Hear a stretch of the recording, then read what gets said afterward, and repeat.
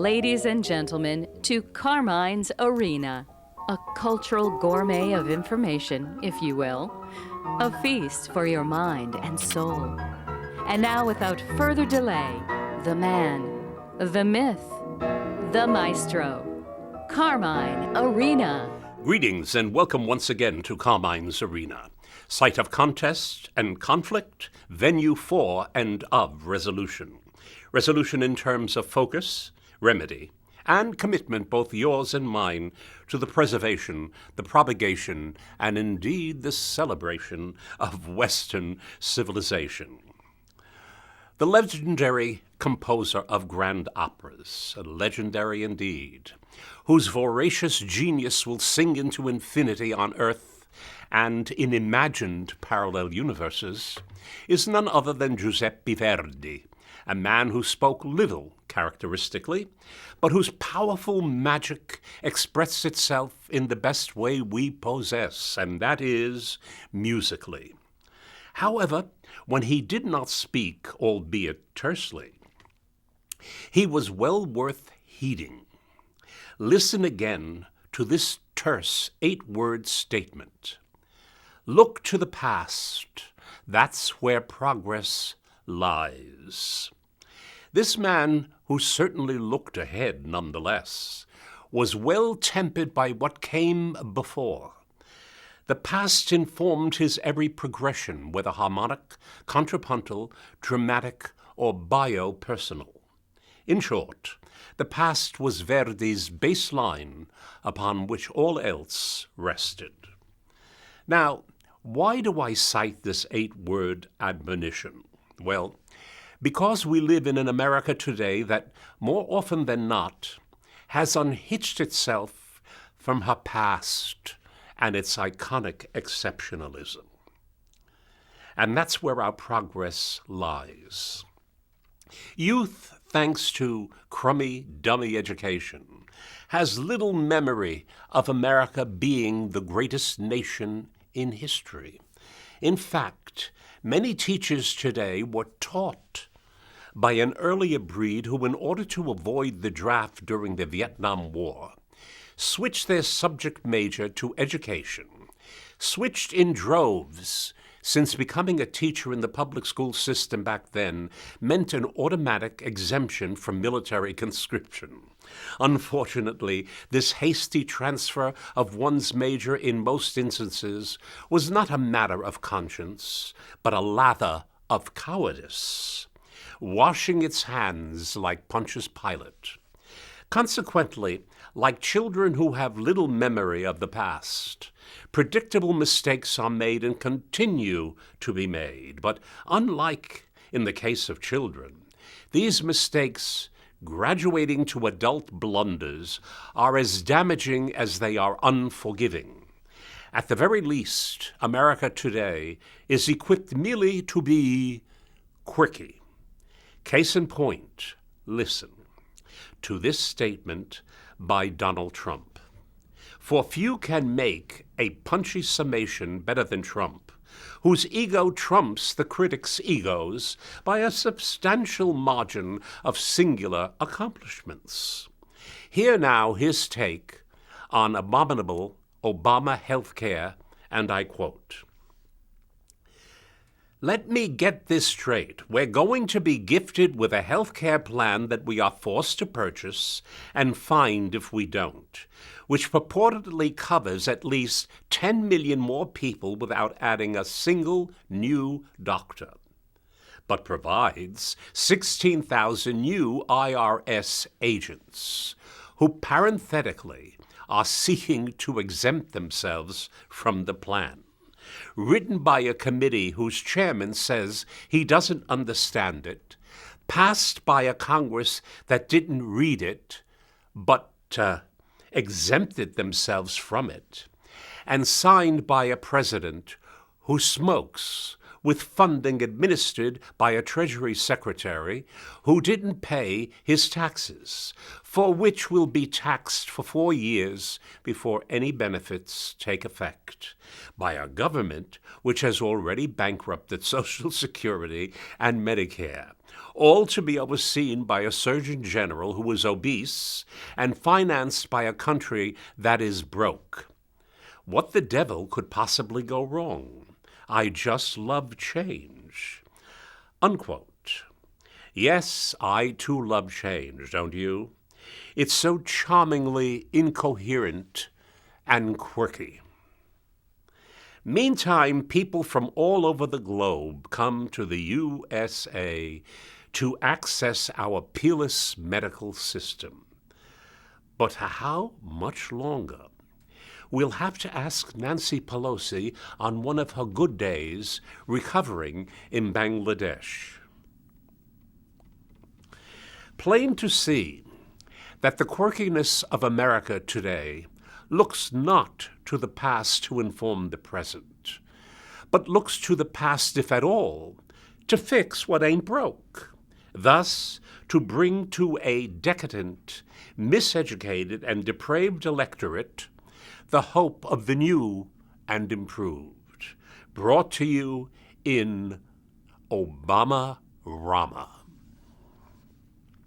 The following is an anecdotal account of yesterday's America, when we were indisputably the greatest nation the world had ever known, that is to say, more quick than quirky, more of quality than frivolity. Listen, one evening, a grandson was talking to his grandmother about current events. The grandson asked what she thought about shootings at schools, the computer age, and, well, just things in general. Grandma replied, "Well, let me think a minute. I was born before television, penicillin, polio shots, frozen foods, Xerox, contact lenses, frisbees, and the pill. There were no credit cards, laser beams, or ballpoint pens. Yet to be invented was pantyhose, air conditioners, dishwashers, clothes dryers. Clothes were hung out to dry in the fresh air, and man hadn't yet, mind you, walked on the moon. Your grandfather and I got married first, then lived together. Every family had a father and mother. Until I was 25, I called every man older than myself, sir. And after I turned 25, I still called policemen and every man with a title, sir. We were before gay rights, computer, dating, dual careers, daycare centers, and group therapy. Our lives were governed by the 10 Commandments, good judgment and common sense. We were taught to know the difference between right and wrong, and to stand up to take responsibility for our actions. Serving your country was a privilege. Living in this country was a bigger privilege. We thought fast food was what people ate during Lent. Having a meaningful relationship meant getting along with your cousins. Draft dodgers were those who closed front doors as the evening breeze started. Time sharing meant time the family spent together in the evening and weekends, not purchasing condominiums. We never heard of FM radios, tape decks, CDs, electric typewriters, yogurt, or guys wearing earrings. We listened to big bands, Jack Benny, and the president's speeches on our radios. If you saw anything with Made in Japan on it, it was junk. Now, thanks to American goodwill, Japan is one of our major competitors. The term making out referred to how you did on your school exam. Pizza Hut, McDonald's, and instant coffee were unheard of. We had 5 and 10 cent stores where you could actually buy things for 5 and 10 cents. ice cream cones, phone calls, rides on a car, and a Pepsi were all a nickel. Imagine, a ride on a streetcar was a nickel. And if you didn't want to splurge, you could spend your nickel on enough stamps to mail 1 letter and 2 postcards. You could buy a new Ford Coupe for $600. But who could afford one? Too bad, because gasoline was 11 cents a gallon. In my day, continued dear old Grandma, grass was mowed, not smoked. Coke was a cold drink. Pot was something your mother cooked in, and rock music was your baby's lullaby. Aides were helpers in the principal's office. Chip meant a piece of wood. Hardware was found in hardware stores, and software wasn't even a word. We were the last generation to actually believe that a lady needed a husband to have a baby. We volunteered to protect our precious country. Now no wonder people call us old and confused, and say there is a generation gap. Now what's scary about this anecdotal account is that Grandma is guess how old? Are you ready? Grandma would only have to be 61 years old, born any time before late 1952. I ask you, much since Grandma's reminiscences has become new, but from this current lot, how much has truly improved? Please give it some thought. You will better understand the advice given at the head of this episode number 95. Look to the past. That's where progress lies. Yep, there sure is a generation gap, and that gap can be found between our new age ears, especially the generation that followed Grandma's that one, yes, and the one after was called, Generation X. For a minute there I had a brain freeze. Persons born in the 1960s and 70s.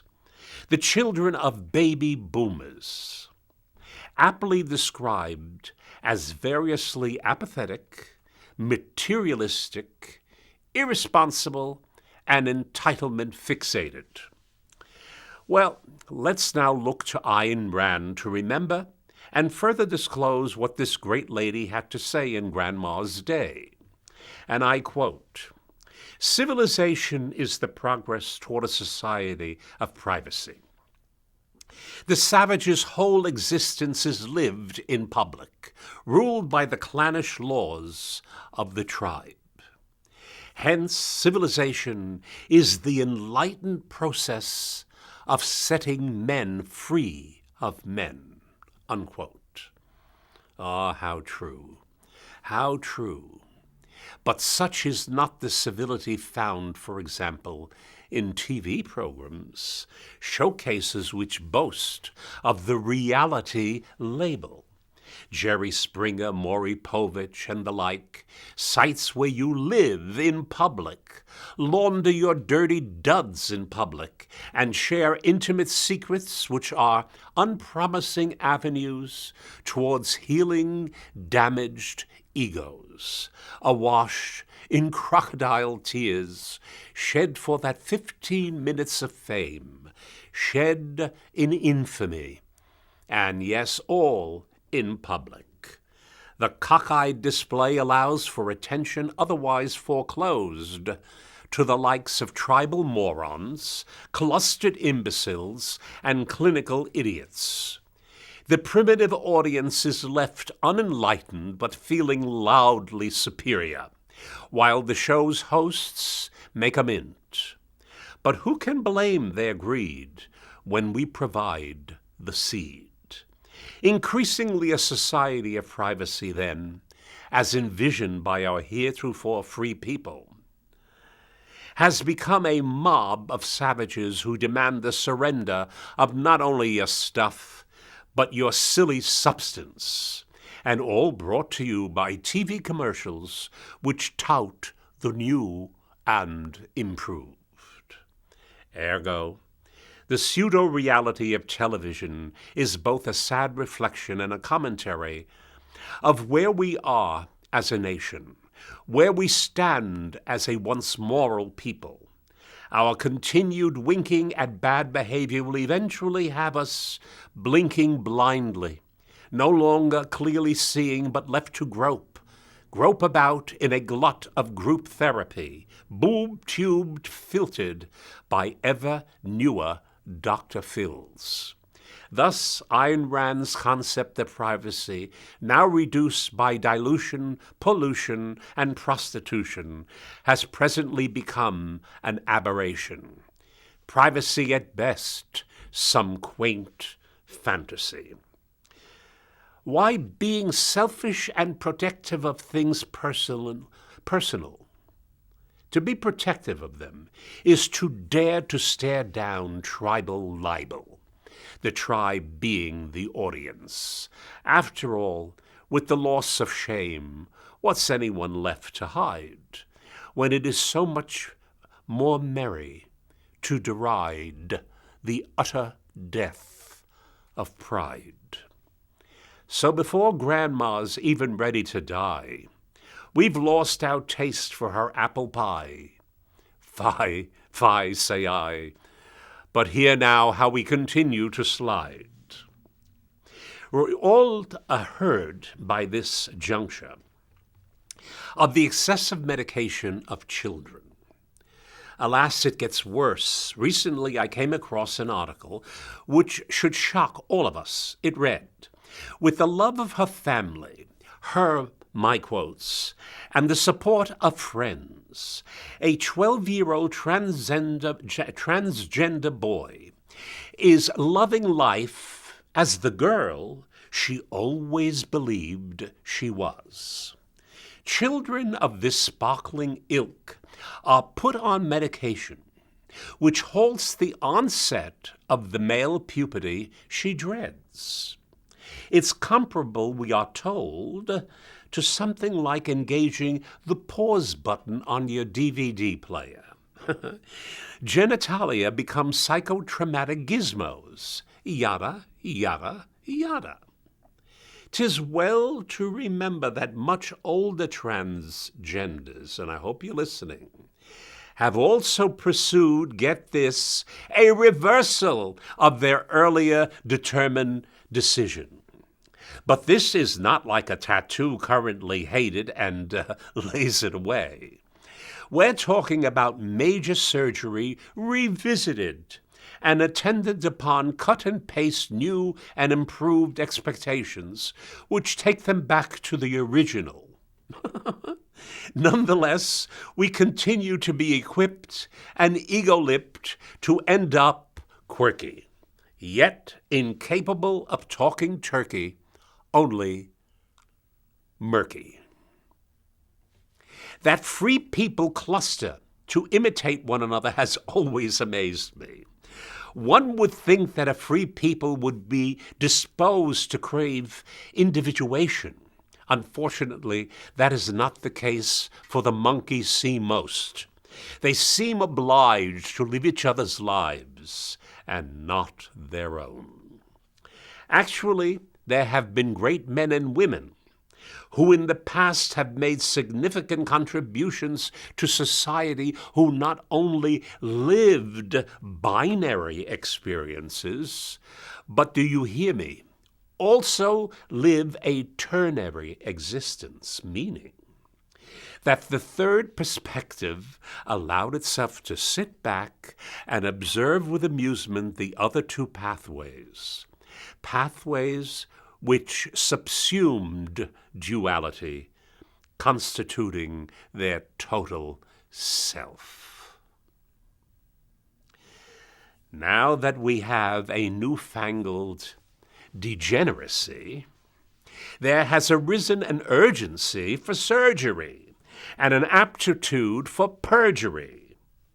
Boy, do I miss liturgy, preaching against literacy bordering on idiocy, such as 12-year-olds making life-altering decisions on contingency, supported by parental agency, lidded with leniency.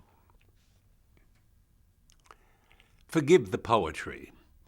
It comes with love. The moral dip, no, collapse in truth-telling, is due to both school and community engaged in the mischief of miseducation, a phenomenon we roundly attacked in my last program, where my scorn for poorly brought-up teachers who have no vocation or education fill our classrooms countrywide. Allow me nonetheless to hasten to clarify that there are educators out there whose mastery of subject and students make them highly worthy of the appellation teacher. Those of that high calling have nothing to fear from me, nor their students, who shall one day seek you out and treat you with the gentle reverence you so justly earned. Miseducation is the product of cheap talk and even cheaper thought. To quote Thomas Sowell, an African-American, "Freedom has cost too much blood and agony to be relinquished at the cheap price of rhetoric. And might I add, the rhetoric of fluff, which produces a depraved electorate who vote for stuff off the cuff. Mindful voters are produced in homes and classrooms where one encounters depth along with discipline. As for classroom discipline, as with military discipline, it makes small numbers formidable, procures success to the weak, and esteem to all. In short, we need less medication and more education, and not quirky indoctrination." Another example discovered in the briar patch of America gone quirky are the sensibilities of all too many these days who are loudly put out by anyone displaying a reverence for the deity. Even scientific skeptics are quick to remind us that we pause to acknowledge the existence of a reality which subsumes both spirit as well as matter. We definitely must pause, lest we miscalculate our fate. It seems to me, if you've the smug capacity and chutzpah to dismiss a divine dimension, then how hard is it to dismiss one of his dumber, number, misguided creatures, such as would be I, but for the grace of God, great parents, and a cadre of genuine teachers. Yes, here again I repeat Verdi's quote for a needed emphasis. In this our quirky, snarky, forgetful culture, remember what he said, look to the past, that's where progress lies. For example, I too now turn to the past to steal a quote from G.K. Chesterton, a man well worth reading if you've a mind to getting your head on straight.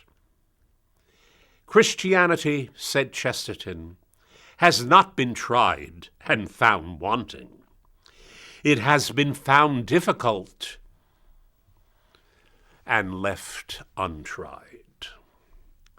Trying these days has a purposeful practice. As a purposeful practice, trying appears to have become a mean-spirited effort demanded by the unjust. Trying must be avoided because it creates anguish and anxiety. Yet these energies are not always negative, but fuel our way across avenues leading to wisdom. Wisdom being an achievement standing apart from the ignorance of the learned. Allow me the fancy of suggesting that a man is much like the promise of a grape. Great wines are incredible vintages, I should say. These great wines are generally the product of grapes that suffer through a bad growing season, yet boldly survive to be crushed, then delight posterity's fortunate imbibers with their memorable complexity and aftertaste. The overall result is in vino veritas, in wine is truth. Yes, truth on both tongue and lip. To be, to me, that's hip. The liberals' self-hugging, self-righteous anesthetizing of student anxiety and or anguish is to foreclose wisdom, that rare vintage of thought. Goody-good liberals have well to remember and to heed John Updike's pointed observation. We are cruel enough without meaning to be. Yes, yes, yes, be alert to your good intentions. Too often they are unrealistic inventions, doing more harm than good. For the pessimist complains about the wind, the optimist expects it to change, the realist, that rare breed, why the realist adjusts the sails and makes safe harbor. When each and every one is labeled a winner, the incentive to win, the incentive to become your best competitor is gutted. Yet sports in general, as an example, have millions of betting fans who are very conscious of scorekeeping and celebrate the despair that they find with calibrated wins and losses respectfully and retrospectively. Yesterday's America was not guilty of weak-minded individuals subsumed by rhetoric and one-size-fits-all mentalities. Try to imagine a time not too long ago when the great black leader, journalist and statesman Frederick Douglass said, "I am a Republican, a black dyed-in-the-wool Republican, the party of freedom and progress, the party formed to prevent Democrats from keeping us as their personal pets." Let me get that right. Personal pets. In the event you think this opinion an aberration, I remind you that Martin Luther King and his colleague Ralph Abernathy both voted openly and vocally for Republican Dwight David Eisenhower for president. I see I'm running out of time, and to be continued. In the meanwhile, remember, we have to sort of shake off this honey boo boo quirky America has become. And until next time, my friends, do indeed keep the faith. If you have any comments or other remarks, and that I perhaps could even read on some of these broadcasts, please do not hesitate to write to me, Carmine Arena, P.O. Box 1029, Larchmont, New York 10538.